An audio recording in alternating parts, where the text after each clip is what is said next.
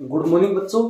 बेटा जो अपनी पिछली क्लास थी उस क्लास में हमने पढ़ा था कि अपने पास पलायन वेग होता है। पलायन वेग का जो मान है हमने वो पृथ्वी सतह पर निकाला था। पलायन वेग का जो मान हमने वो चंद्रमा के लिए भी निकाला था। और पलायन वेग के अगर हम मान की बात करते हैं तो पलायन वेग का मान हमने इसके अलावा किसके लिए निकाला था? पृथ्वी सतह से h ऊंचाई के लिए। देखो पृथ्वी सतह की जब हम बात करते थे तो पृथ्वी सतह के लिए जो पलायन वेग था वो कितना था? वो था Be इक्वल्स टू 11.2 किलोमीटर पर सेकेंड। ये था पृथ्वी सतह पर। अगर मान लो हम इस वेग से किसी वस्तु को आकाश में फेंकते हैं पृथ्वी सतह से, तो वो कहां पे चली जाती है? अंतरिक्ष में चली जाती है। पृथ्वी से कहां चली जाती है? बाहर चली जाती है। वापस पृथ्वी पर लौटकर वो नहीं आती है। तो ये जो वेग था ये कौन सा हो गया? पृथ्वी के लिए पलायन वेग हो गया। इसके बाद हमने निकाला था चंद्रमा के लिए। चंद्रमा के लिए हमने पलायन वेग निकाला था। तो चंद्रमा के लिए जो पलायन वेग अपना आया था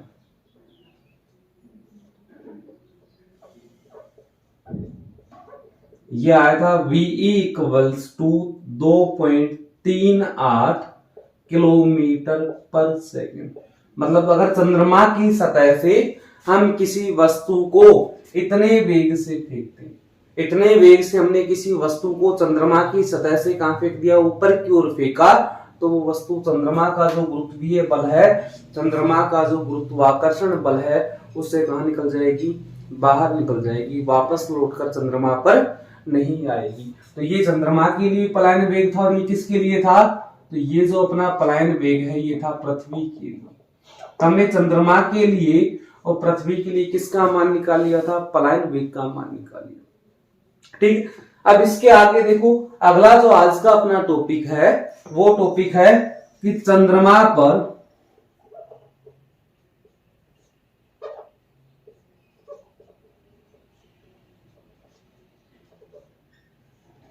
मंडल की अनुपस्थिति।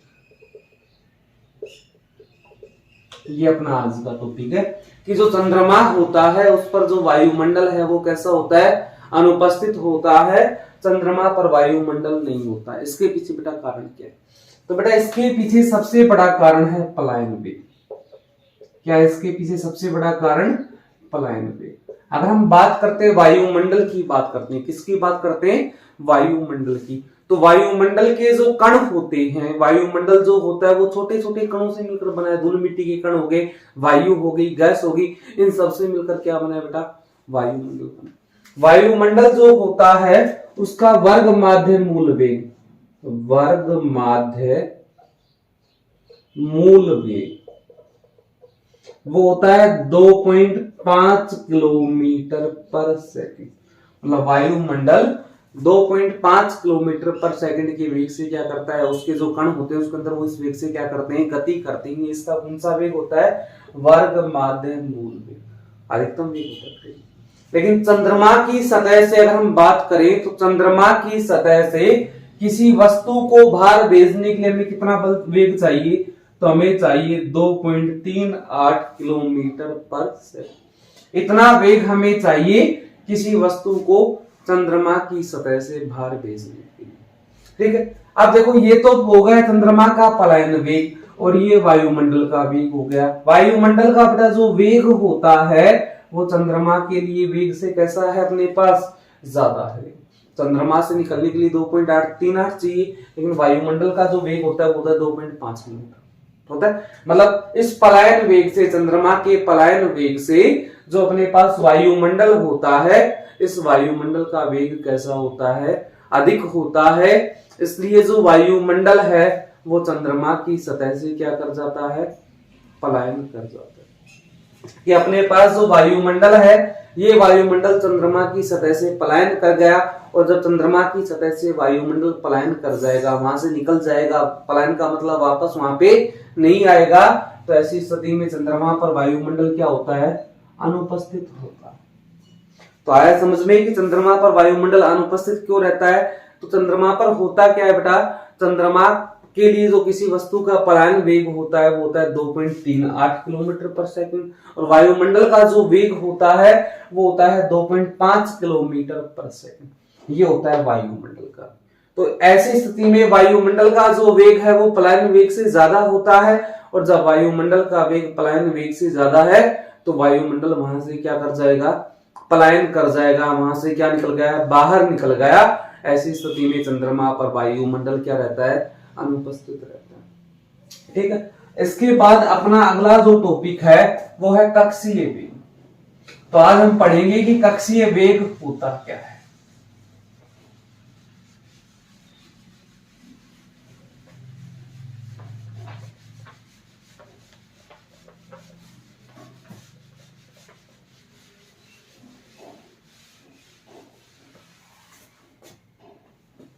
कौन सा अपना अगला, तो अपना अगला है कक्षीय वेग।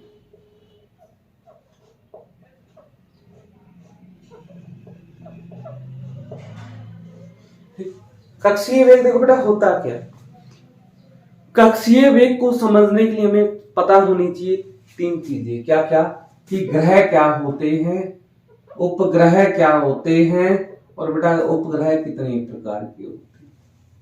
मेन तो दो ही है, कौन कौन से, ग्रह क्या होते हैं और उपग्रह क्या होते हैं। तो देखो बात करेंगे सबसे पहले कक्षीय वेग से पहले हमें इनके बारे में पता होना चाहिए कि ग्रह क्या होता है और उपग्रह क्या होता है।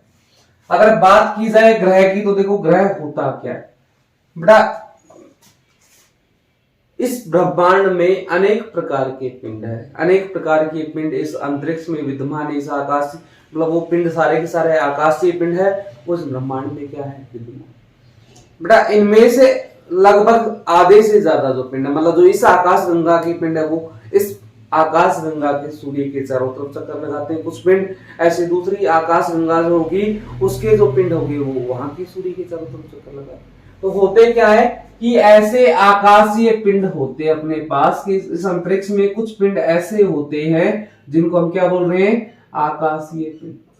ये आकाशीय पिंड क्या करते हैं, सूर्य के चारों ओर चक्कर लगाते हैं। सूर्य की कहां लगाते हैं, चारों ओर चक्कर लगाते हैं। तो ऐसे आकाशीय पिंड जो क्या करते हैं, सूर्य के चारों ओर क्या लगाते हैं, चक्कर लगाते हैं, बेटा उनको क्या कहते हैं, उनको ग्रह कहते हैं। कि वे आकाशीय पिंड जो सूर्य के चारों तरफ वृत्ताकार कक्षा में या दीर्घ वृत्ताकार कक्षा में, किसी भी कक्षा में लगाएं, लेकिन वो सूर्य के चारों तरफ क्या लगाएंगे, चक्कर लगाएंगे। और ऐसे आकाशीय पिंड जो सूर्य के चारों तरफ चक्कर लगाते हैं वो क्या कहलाते हैं, ग्रह कहलाते हैं। जैसे पृथ्वी, बेटा पृथ्वी जो है वो सूर्य के चारों तरफ चक्कर लगाती है, तो पृथ्वी क्या हो गई, एक ग्रह हो गई। ठीक है, मंगल, मंगल भी क्या है, ग्रह है। इसके बाद बुध हो गया, बृहस्पति हो गया, शुक्र हो गया, शनि हो गया आदि। ये बेटा सारे के सारे क्या है, अपने ग्रह हैं जो सूर्य के चारों तरफ क्या लगाते हैं, चक्कर लगाते हैं। ठीक है, तो ये ऐसे आकाशीय पिंड जो किसके चारों तरफ चक्कर लगा रहे हैं, सूर्य के चारों तरफ चक्कर लगाते हैं, वो सारे के सारे क्या कहलाते हैं, अपने ग्रह कहलाते हैं। ठीक है, अब बात की जाए उपग्रह, तो देखो बेटा उपग्रह क्या होते हैं, उपग्रह को समझो। जैसे ग्रह जो होते हैं वो किसके चारों तरफ चक्कर लगाते हैं, सूर्य के चारों तरफ लगाते हैं ना। ऐसे बेटा कुछ पिंड ऐसे भी होते हैं जो किसके चारों तरफ चक्कर लगाते हैं, इन ग्रहों के चारों तरफ वो क्या लगाते हैं, चक्कर लगाते हैं। तो कुछ ऐसे आकाशीय पिंड जो किसके, ग्रहों के चारों ओर क्या लगाते हैं, चक्कर लगाते हैं, उनको क्या कहते हैं बेटा, उपग्रह। तो ऐसे आकाशीय पिंड जो ग्रहों के चारों ओर क्या लगाएंगे, चक्कर लगाते हैं, उनको क्या कहते हैं, उपग्रह कहते हैं। और उपग्रह की अगर बात की जाए तो बेटा उपग्रह दो प्रकार के होते हैं। एक होता है प्राकृतिक उपग्रह,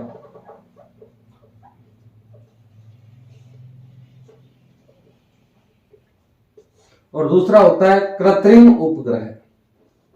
तो उपग्रह दो प्रकार का कौन कौन सा हो गया, प्राकृतिक उपग्रह हो गया, और दूसरा कौन सा हो गया अपने पास, कृत्रिम उपग्रह।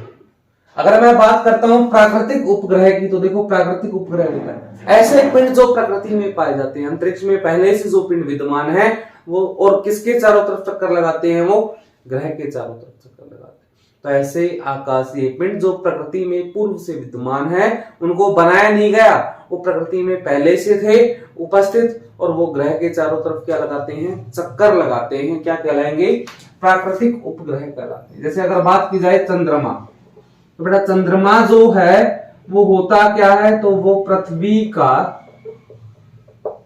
एकमात्र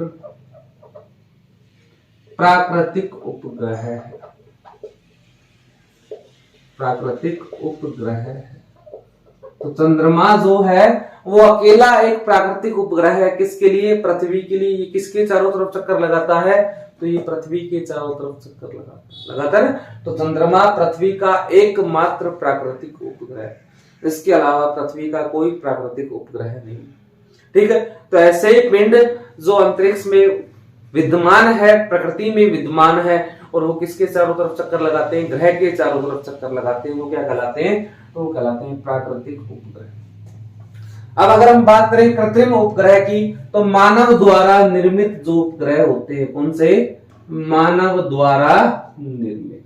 देखो लगाएंगे तो ये भी किसके चारों तरफ चक्कर, ग्रह के चारों तरफ, लेकिन ये किसके द्वारा निर्मित होंगे, मानव द्वारा निर्मित, मनुष्य द्वारा इनको बनाया जाएगा, और वो किसके चारों तरफ चक्कर लगाएंगे, ग्रह के चारों तरफ चक्कर लगाएंगे। तो ऐसे क्या कहलाते हैं अपने, तो ऐसे कहलाते हैं कृत्रिम उपग्रह, कि ऐसे उपग्रह जो ग्रह के चारों तरफ चक्कर लगाएं और उनका निर्माण किसके द्वारा हो, मानव द्वारा निर्मित हो। तो ऐसे अपने क्या कहलाएंगे, कौन से कहलाएंगे, कृत्रिम उपग्रह। जैसे एग्जांपल की अगर हम बात करें तो INSAT first A, INSAT third A, इसके अलावा हो गया मंगलयान आदि।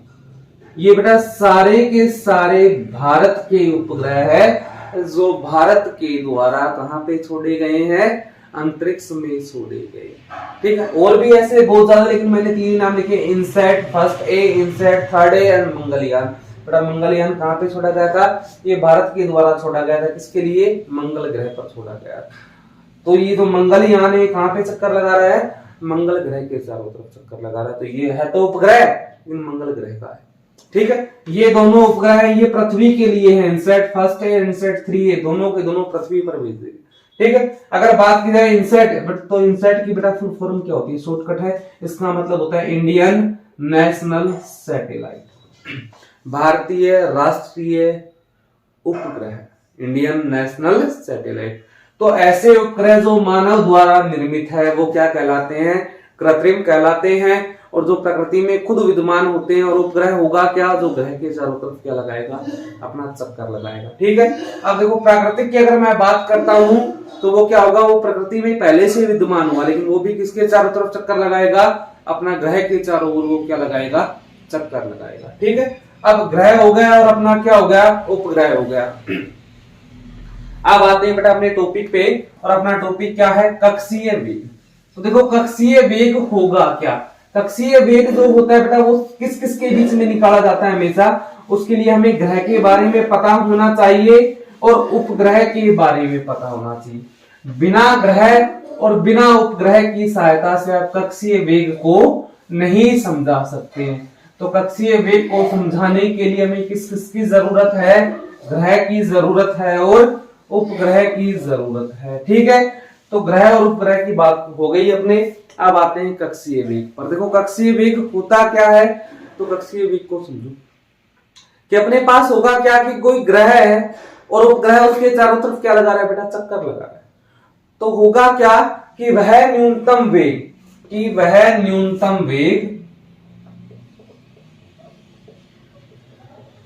न्यूनतम वेग जो अपने पास कोई, जो किसी उपग्रह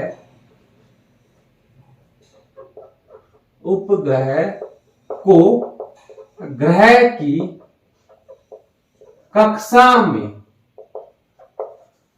स्थापित करने के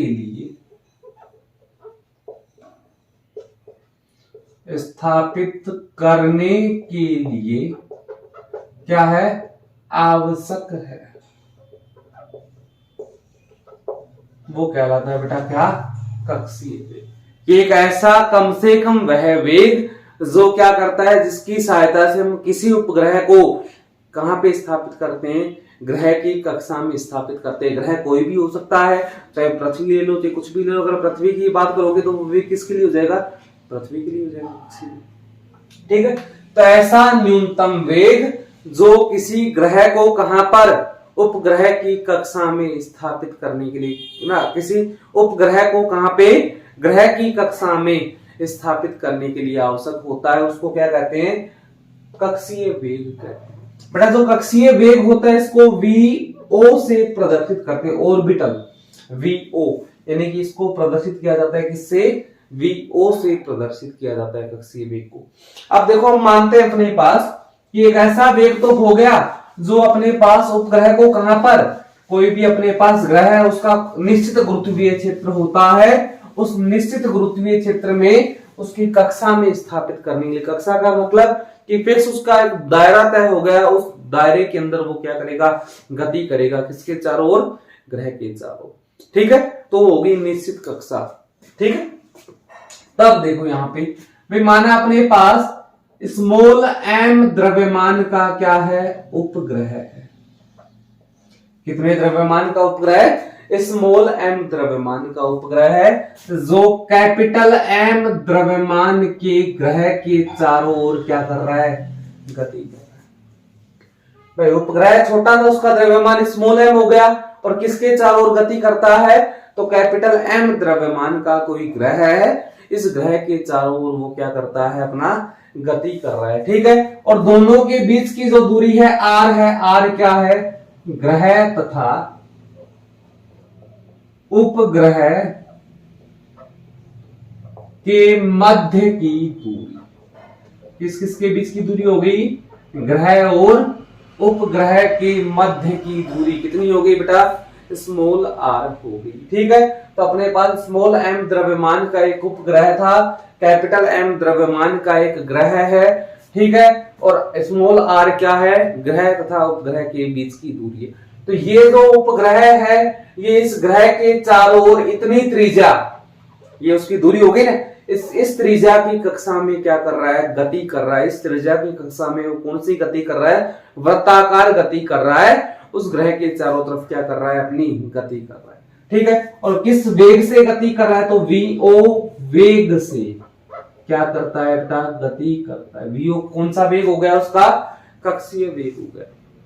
देखो हमने पहले भी पढ़ा है बेटा कि वृत्ताकार कक्षा में चक्कर लगाने के लिए कौन से वेग की आवश्यकता होती है, अभिकेंद्रीय बल की। भाई कौन से बल की आवश्यकता होगी वहां पे, अभिकेंद्रीय की। जब भी कोई वस्तु वृत्ताकार पथ में ऐसे गति करेगी तो उस गति के लिए हमें कौन सा बल चाहिए, अभिकेंद्रीय बल चाहिए, जो कहां पे लगता है, अंदर की तरफ, केंद्र की तरफ लगता है। तो यहाँ पे ये अभिकेंद्रीय बल कहां से मिलेगा इसकी वृत्ताकार गति में, तो बेटा ये रहा उपग्रह, और ये क्या है, ग्रह। दो पिंड है और दो पिंडों के बीच में कौन सा बल लगता है, गुरुत्वाकर्षण बल लगता है ना, सबसे पहले पढ़ा इस पाठ में। तो यहाँ पर जो अभिकेंद्रीय बल हमें चाहिए वो कहां से मिलेगा, तो वो इस उपग्रह तथा ग्रह के बीच लगने वाले कौन से बल से, गुरुत्वाकर्षण बल से प्राप्त होगा। कि इस ग्रह तथा उपग्रह के बीच जो गुरुत्वाकर्षण बल प्राप्त होगा, उस गुरुत्वाकर्षण बल का जो मान है वो किसके बराबर होगा, वो यहाँ पर चाहने वाले अभिकेंद्रीय बल के कैसे होगा, बराबर होगा। इसका मतलब देखो सबसे पहले क्या निकालोगे, ग्रह तथा उपग्रह के मध्य लगने वाला कौन सा बल लगता है बेटा, दो ग्रहों, दो पिंडों के बीच, गुरुत्वाकर्षण बल। तो यहां पे भी कौन सा लगेगा, गुरुत्वाकर्षण बल लगेगा। तो ग्रह तथा उपग्रह के मध्य लगने वाला गुरुत्वाकर्षण बल F बराबर किसके होगा, तो F होगा Gm अपॉन में r²। फॉर्मूला होता है Gm1 m2 अपॉन में r²। m1 का मान क्या है, कैपिटल M, और m2 का मान क्या है, स्मॉल m। तो कैपिटल M हो गया, क्या हो गया, स्मॉल m हो गया। इसको दे दो समीकरण नंबर 1।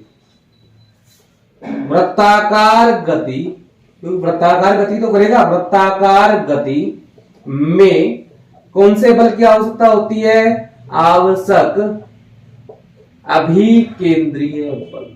कि वृत्ताकार गति के लिए हमें कौन से बल की आवश्यकता होती है, अभिकेंद्रीय बल की आवश्यकता होती है। और बेटा अभिकेंद्रीय बल का फॉर्मूला होता है हमेशा mv²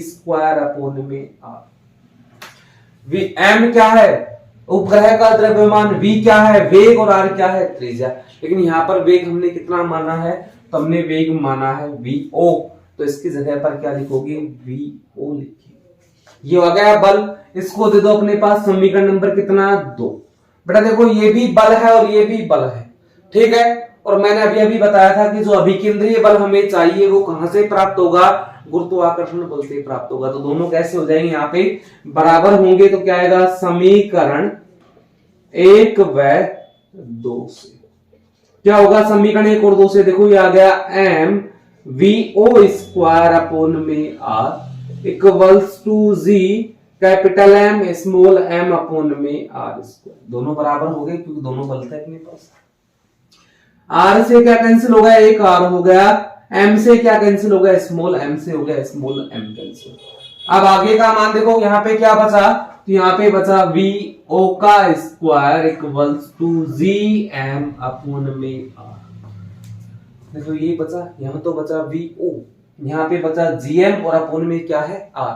देखो बेटा यहां से अगर मैं मान निकालूं, vo का मान निकालूं तो क्या आएगा, रूट gm अपॉन में r। ये किसका फॉर्मूला हो गया, तो ये होता है कक्षीय वेग का फॉर्मूला। किसका फॉर्मूला होता है ये वाला, तो ये होता है अपना कक्षीय वेग का फॉर्मूला। देखो हम जानते हैं बेटा कि स्मॉल r होता है, इसका मान क्या होता है, ये होता है कैपिटल R प्लस में h, ग्रह की त्रिज्या प्लस में सतह से ऊंचाई।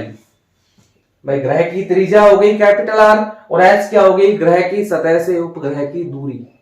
अब देखो बेटा उपग्रह जो होगा वो तो गुरुत्वीय क्षेत्र में होगा, उसके होगा नहीं होगा, अधिकतम ज्यादा दूर थोड़ी जाएगा। तो यहाँ पे कंडीशन क्या लगेगी, देखो यहाँ ग्रह जो होता है वो बहुत बड़ा होता है, तो R इज ग्रेटर देन क्या होता है, h आता है।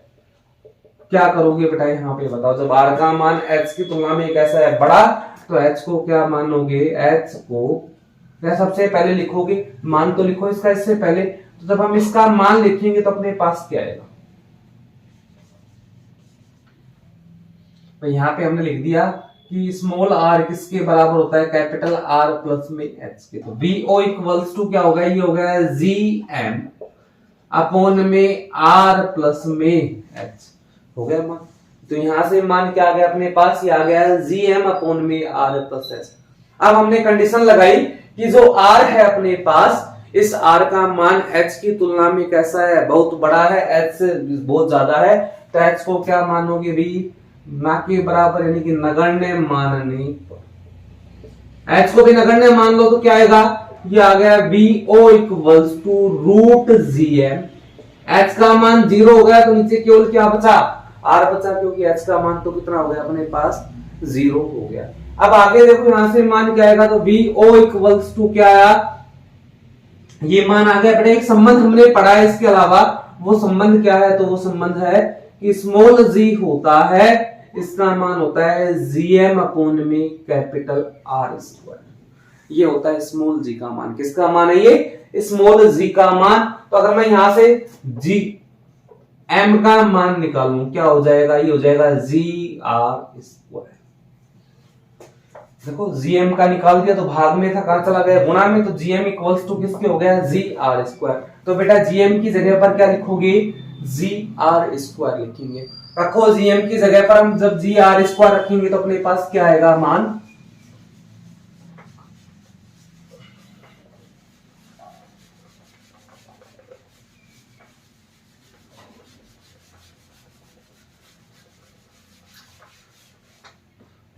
तो अपने पास जो मान आया वो हो गया vo इक्वल्स टू आ गया gr स्क्वायर, है कि नहीं, gm की जगह और अपॉन में आ गया r। बेटा r से r हो गया कैंसिल, vo इक्वल्स टू क्या हो गया, रूट gr। ये होता है कक्षीय वेग का फॉर्मूला, कि अगर किसी उपग्रह को हमें ग्रह की कक्षा में स्थापित करना पड़ेगा तो उसके लिए उसकी गति क्या होगी, इसका कक्षीय वेग क्या होगा, vo इक्वल्स होगा रूट gr। अगर मैं बात करता हूं यहां पर पृथ्वी के लिए, किसकी बात कर रहा हूं, पृथ्वी के लिए। तो बेटा पृथ्वी के लिए देखो होगा क्या यहाँ पे, तो पृथ्वी के लिए जब बात करेंगे यहाँ पे तो देखो g बराबर होता है कितना 9.8 मीटर पर सेकंड स्क्वायर। ये किसका मान हो गया, तो ये वाला मान हो गया बेटा अपना g का मान हो गया। ठीक है, अब इसके बाद आगे देखो, आगे का जो अपने पास मान है, पृथ्वी की त्रिज्या वो कितनी है, वो है 6400 किलोमीटर, यानी कि क्या आएगा 64 गुणा में 10 की पावर 5 मीटर। ये हो गई पृथ्वी की क्या अपने पास त्रिज्या हो गई। अब देखो यहां से जब मान रखोगे VO इक्वल्स टू क्या आएगा, तो ये अपने पास आ गया 9.8 गुणा में 64 गुणा में 10 की पावर, बेटा इसको सोल्व किया जाता है तो आता है 7.92 किलोमीटर पर सेकंड। और ये होता है पृथ्वी के लिए किसका मान, तो ये होता है पृथ्वी के लिए कक्षीय वेग का मान। तो इतना होता है पृथ्वी के लिए अपना किसका मान, कक्षीय वेग का मान। तो हमने कक्षीय वेग का मान निकाल लिया। बेटा इसके बाद अपना एक छोटा सा टॉपिक और है, और वो छोटा सा टॉपिक देखो क्या है कि हमने देखो क्या क्या पढ़ लिया। तो हमने पलायन वेग का फॉर्मूला पढ़ लिया, पलायन वेग हमने निकाल लिया, और हमने कौन सा वेग निकाल लिया आज, तो आज हमने निकाल लिया कक्षीय वेग। ठीक है, अब पलायन वेग और कक्षीय वेग में देखो संबंध क्या होगा, तो दोनों के बीच में हम यहाँ पे निकालेंगे संबंध कि पलायन वेग एवं कक्षीय वेग में संबंध। ये हो गया पलायन वेग एवं कक्षीय वेग में संबंध, ये अपना आज का टॉपिक होगा। देखो दोनों में संबंध क्या आएगा, किस किस में, पलायन वेग और कक्षीय वेग में। तो अगर मैं बात करता हूं देखो पलायन वेग की परिभाषा से, पलायन वेग का हमने फॉर्मूला निकाला है, तो पलायन वेग की परिभाषा से क्या है बेटा, ये अपने पास होता है VE इक्वल्स टू होता है √2gr। ये जो फॉर्मूला है ये हमने निकाला था पहले, और ये फॉर्मूला किसका है, तो ये फॉर्मूला है पलायन वेग का, VE इक्वल्स टू √2gr। अगर मैं इसको लिखना चाहूं तो ये लिख सकता हूं VE इक्वल्स टू √2 इंटू में √gr। वही बात है बेटा, गुणा करने पर ये कई मान आएगा। इसको दे दो समीकरण नंबर कितना, अब क्या करोगे, इसके बाद हम निकालेंगे कक्षीय वेग से, या कह दो कक्षीय वेग की परिभाषा से। क्या होता है कक्षीय वेग से, तो VO इक्वल्स टू, देखो अभी अभी निकाला है, कितना है √gr। ठीक है, तो यहां से मान आ गया √gr। यहां पे देखो समीकरण 1 में क्या है √gr, और ये रहा √gr, किसके बराबर है, VO, मतलब √gr की जगह पर हम क्या लिख सकते हैं, VO लिख सकते हैं। तो क्या आएगा, समीकरण 1 में मान रखने पर, कहां पे रखो मान, समीकरण नंबर 1 में, तो यहां से आएगा देखो VE इक्वल्स टू √2, और इसकी जगह पर क्या वो लिखा हमने VO। देखो बेटा ये होता है पलायन वेग और ये होता है कक्षीय वेग, और हमें दोनों के बीच में क्या निकालना था, संबंध निकालना था। तो हमने पलायन वेग और कक्षीय वेग दोनों के बीच में क्या निकाल दिया, अपना संबंध निकाल दिया। ठीक है, इसके बाद देखो आगे हम निकालेंगे उपग्रह का परिक्रमण काल, उसके अलावा उपग्रह की ऊर्जा कितनी होती है, बंधन ऊर्जा कितनी होती है, भू स्थायी उपग्रह क्या होता है, ये हम पढ़ेंगे अपनी नेक्स्ट क्लास में। Thank you.